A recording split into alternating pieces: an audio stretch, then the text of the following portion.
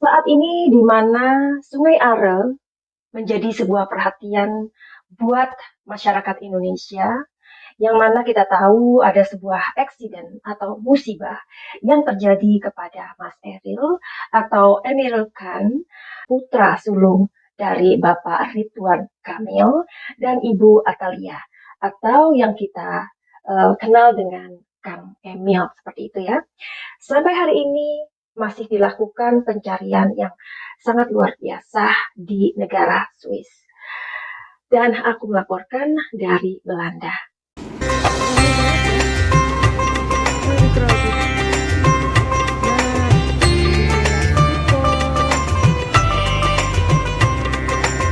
Semua orang udah nggak pakai masker ya, udah lama banget sih nggak pakai masker, lama banget. Bahkan sejak 8 bulan yang lalu, 9 bulan yang lalu, di Belanda itu di Eropa udah nggak pakai masker. Aduh, rasanya gimana ya? Seneng sih karena udara di Belanda ini enak banget.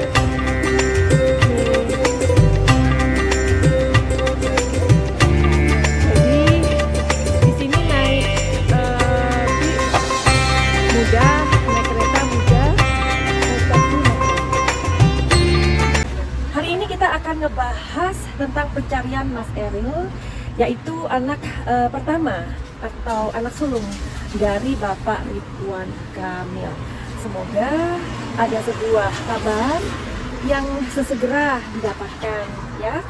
Karena mengingat sudah beberapa hari ini di mana kejadiannya tanggal 26 Mei 2022. Oke, kita akan bahas setelah ini. Anybody home? Semoga kita disinari oleh kasih dan cinta. Dan buat kalian yang baru pertama kali kesasar atau terdampar di channelku ini, aku si pembisik kartu, aku tinggal di Belanda dan di Thailand. Hari ini kita mau ngebahas tentang kondisi terkini dari Sungai Are. Kenapa Sungai Are? Karena sungai itu adalah sungai yang sangat panjang.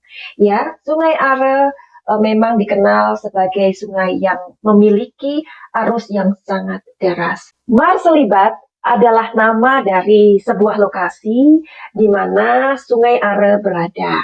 Nah, jadi di Marselibat ini memang disediakan sebuah infrastruktur ya.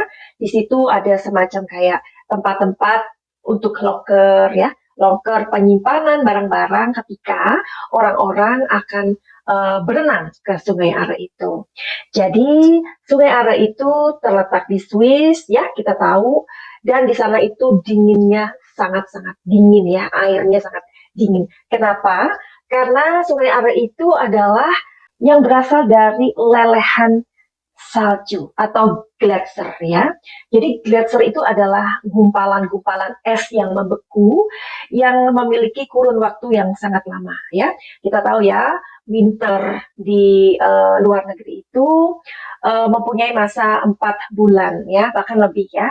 Nah, selama itulah salju itu akan membeku karena dengan kondisi atau suhu dari bumi atau dari daerah tersebut yang memang sangat-sangat dingin. Bisa jadi -10 atau -30, something like that. Di Belanda kami nggak punya gunung es ya. Itu aja sangat-sangat dingin. Kadang-kadang kita bisa sampai 5 derajat itu yang udah dingin. Bayangkan aja, kulkas itu 16 derajat. Ya, 16. Ini -10, -30, -25. Jadi bisa kebayangkan. Nah, saking dinginnya itu bisa jadi hidung kita itu akan mengeluarkan darah ya, karena saking dinginnya. Makanya kenapa kami ketika keluar itu harus dengan baju yang berlapis-lapis ya, dengan sarung tangan, dengan topi, dengan apapun. Intinya badan itu kita harus bisa stabil supaya ketika kita tidak kedinginan, hidung kita masih bisa untuk bernafas. Kalau enggak, nafas itu sangat sakit dan bisa berdarah ya. Itulah kalau kita ngomongin tentang kondisi cuaca di luar negeri. Apalagi kita tahu bahwa Swiss itu memiliki gunung-gunung es. Kembali ke Marselibat. di mana lokasi Sungai Are tersebut. Marsa Libat memang digunakan ya untuk tempat rekreasi. Jadi orang-orang bisa datang ke sana untuk renang seperti itu. Tapi menurut orang-orang di sana atau warga di Swiss, di bulan Mei ini memang kurang bagus ya, karena masih belum masuk ke musim panas seperti itu. Kalau bulan Juli, Agustus, maka di sana di Sungai Are itu airnya agak mendingan, agak hangat gitu ya. Kalau sekarang memang sangat dingin. Sebelum pembacaan kartu, kenapa Madam Suki ingin sekali sharing tentang kondisi cuaca, suhu di luar negeri ya. Nah, kalau di tempat-tempat seperti itu, sungai-sungai, danau-danau ya, di luar negeri itu selalu diberikan sebuah petunjuk. Misalkan aja kita masuk ke hutan ya, di situ pasti ada petunjuk-petunjuknya. Kalian nggak boleh ini, kalian nggak boleh itu ya.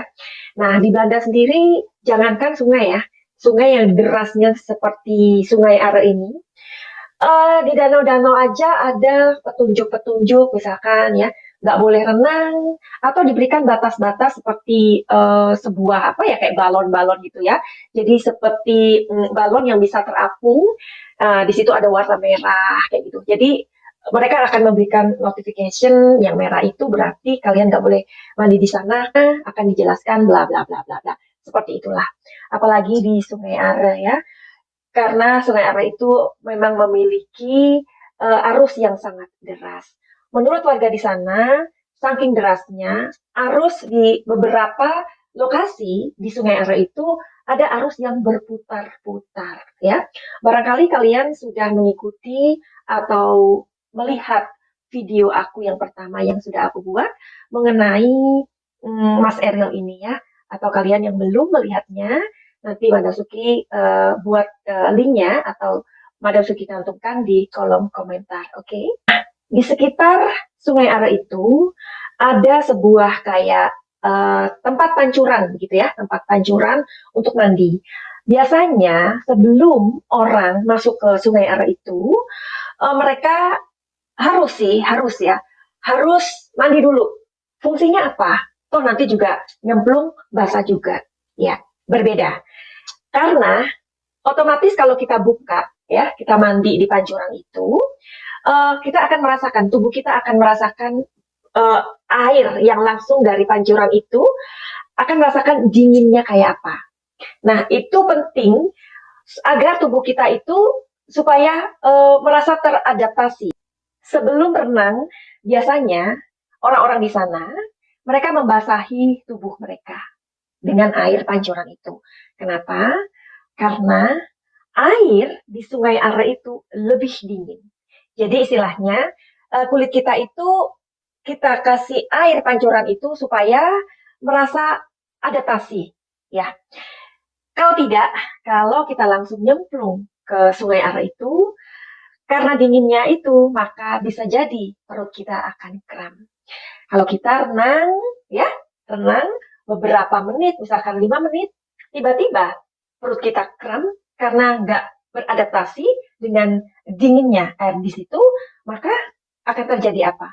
Nah, itulah kenapa orang-orang di sana sebelum mereka mandi, mereka harus membasahi tubuh mereka. Air pancuran yang disiapkan atau disediakan di sekitar area fungsinya tidak untuk membilas tubuh saja selesai mandi, tapi juga untuk melakukan sebuah persiapan sebelum kita masuk ke sungai tersebut.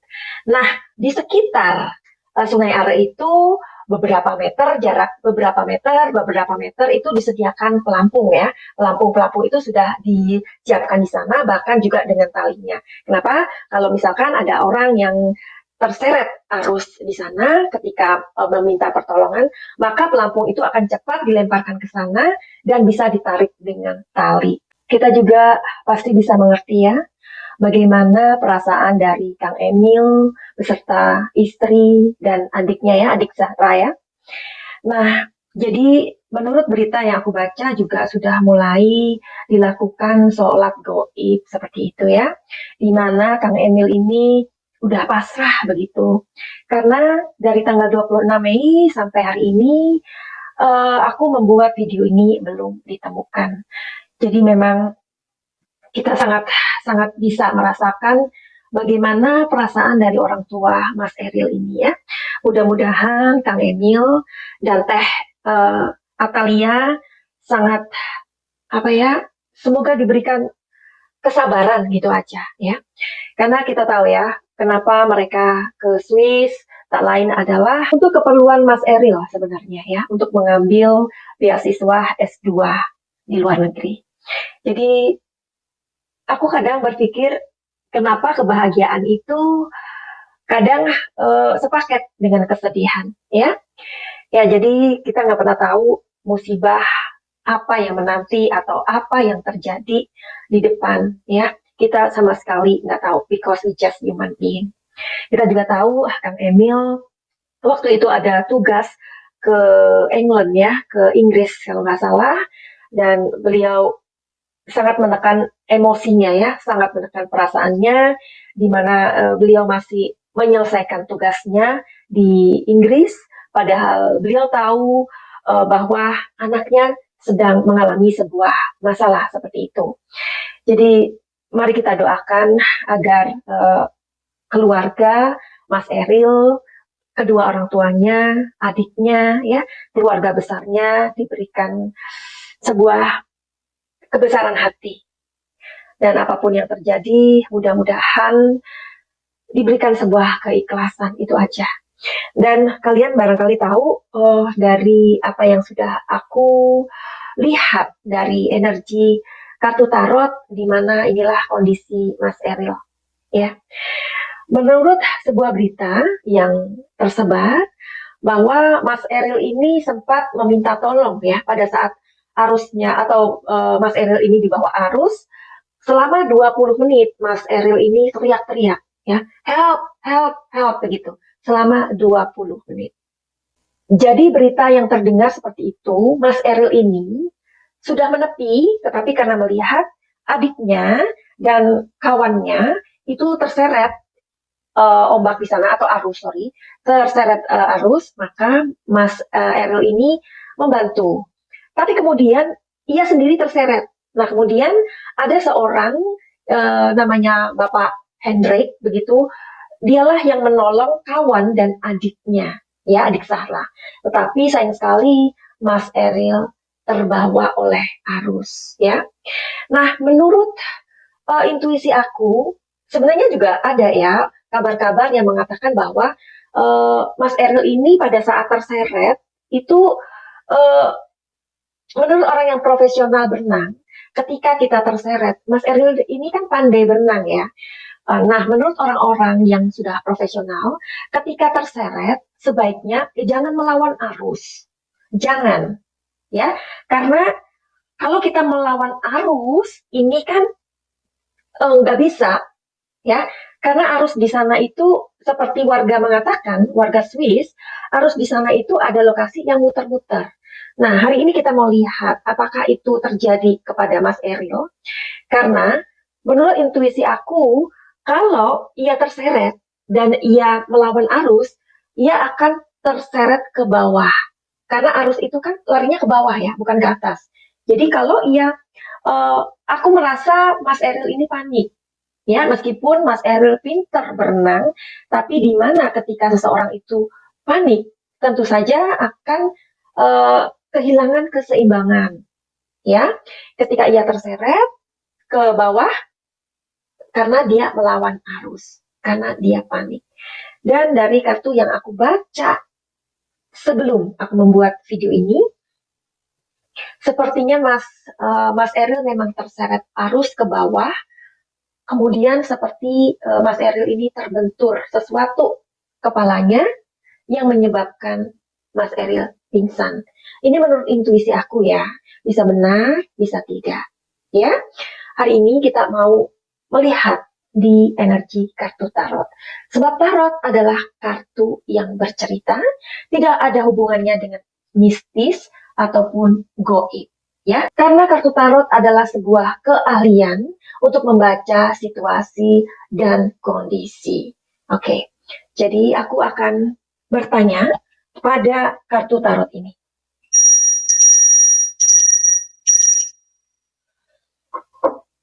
Oke, sebelum aku memulai tadi, aku sudah meminta izin ya untuk melihat kondisi Mas Eril karena sampai hari ini belum ditemukan.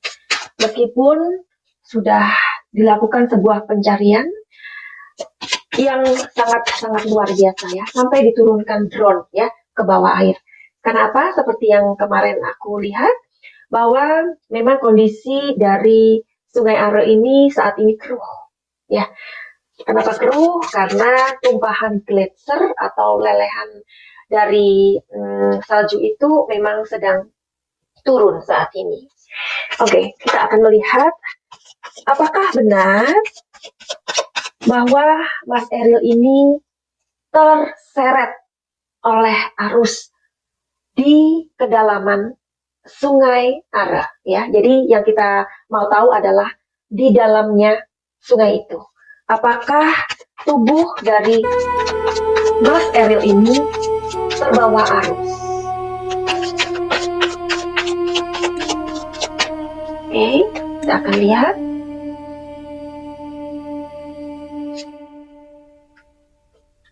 Three of Pentacles.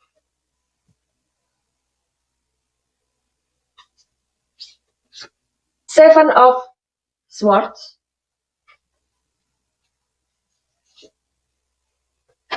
Seven of Cups. Oke.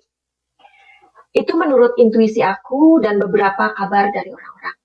Ternyata, telling story dari kartu ini ingin mengatakan atau menceritakan saat itu Mas Eril kehilangan, ya, dia panik, ya, dia kehilangan kendali. Three of Pentacles. Jadi kondisinya sangat tidak memungkinkan ya untuk ia berenang bagus. Jadi ia kehilangan kendali dan di sini ada 50-50. Jadi di sini sudah mulai nggak karuan dia terseret 50-50. Nah, jadi dia berputar-putar dulu, kemudian terseret. Ya, kemudian di sini apa yang menyebabkan? Yang menyebabkan adalah arus yang terlalu kuat. Ya, ini Seven of Cups. Jadi arusnya terlalu kuat. Nah, jadi ia tidak bisa mengendalikan diri. Oke, terus aku pengen tahu karena aku penasaran sekali, apakah Mas Eril ini pingsan? Ketika ia terseret ke bawah, apakah ia pingsan? Ya.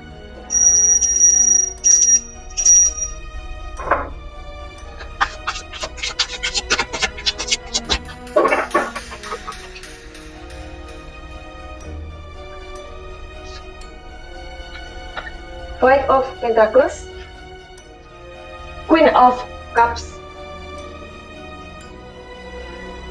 Ini aja mau keluar dia. Seven of Pentacles. Aduh.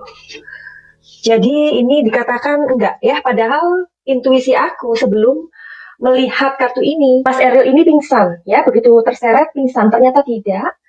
Ia terseret dan mengikuti aliran arus tersebut. Karena kan menurut warga di Swiss itu, Sungai Are ini memiliki arus yang sangat kuat atau deras meskipun tampaknya tenang. Ya, nah jadi ada lokasi di mana arus itu berputar-putar dan di sana memang banyak sekali batu-batu. Nah, makanya kenapa dari informasi tersebut aku memikirkan sebelum melihat kartu ini, Mas Eril ini terseret kemudian kena batu dan pingsan. Ternyata enggak. Jadi Mas Eril ini ia terbawa arus, ya. Kemudian aku mau bertanya di sini karena di situ ada bendungan, ya. Ada orang-orang di Swiss itu mengatakan kalau sampai Mas Eril itu masuk ke bendungan itu yang dikhawatirkan. Coba ya, coba. Ya, kita tetap berharap mempunyai sebuah harapan yang sangat besar untuk Mas Eril ditemukan warga, ya. Tapi sampai pada hari sekian, ya, belum ada warga yang melaporkan. Ya, orang sekitar ini pasti kan sudah tahu ya bahwa ada sebuah pencarian yang sangat sangat luar biasa dilakukan orang-orang Swiss beberapa hari di kota Bern ini. Oke, jadi kita mau cari tahu aja apakah orang-orang tersebut benar diduga bahwa Mas Eril ini berada di bendungan Sungai Are itu.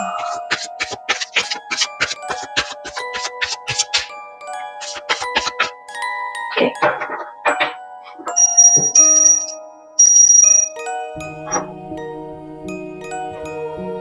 Jawabannya adalah iya.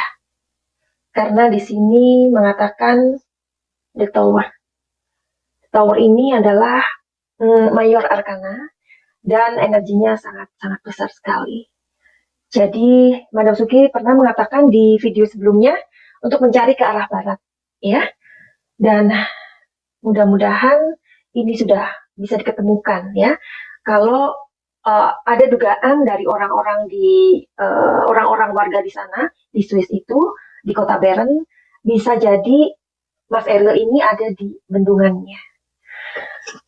Oke, jadi mudah-mudahan kita tetap berdoa untuk kebaikan-kebaikan yang terjadi, agar miracle itu terjadi, mujizat itu bisa saja terjadi, ya, oleh banyaknya doa yang kita berikan. Tapi jika terjadi sesuatu yang tidak diinginkan, mudah-mudahan apapun kondisi Mas Eril segera ditemukan, agar tidak menjadi sebuah pertanyaan. Ya, ini kan menanti itu sangat meresahkan, ya. Kita pasti bisa merasakan bagaimana perasaan dari sang ibu atau sang ayah, Kang Emil, ya. Atau juga adiknya, ya, adik Sarah, karena adik Sarah lah yang memang bersama kakaknya pada waktu itu. Kita pasti bisa merasakan adik Sarah ini bisa trauma, ya kan? Ya, jadi ini adalah doa yang terbaik buat kita semua. Mudah-mudahan segera memiliki sebuah jawaban. Aku sendiri merasa bahwa ini adalah musibah yang sangat-sangat menyedihkan, ya. Jika waktu bisa diulang, bila mana Mas Eril, adik Sarah dan kawannya itu menggunakan pelampung, barangkali musibah ini bisa dihindari. Finally, begitu aja buat kalian yang mempunyai masalah, silakan datang untuk konsultasi sama Madam Suki. Caranya bagaimana? Silakan untuk melihat di kolom deskripsi, atau kalian bisa inbox di Instagram aku, Madam Suki.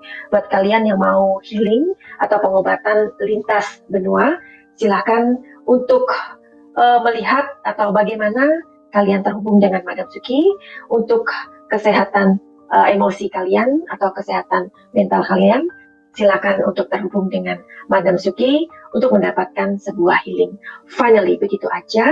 Send love and light. Salam dari Belanda. I love you.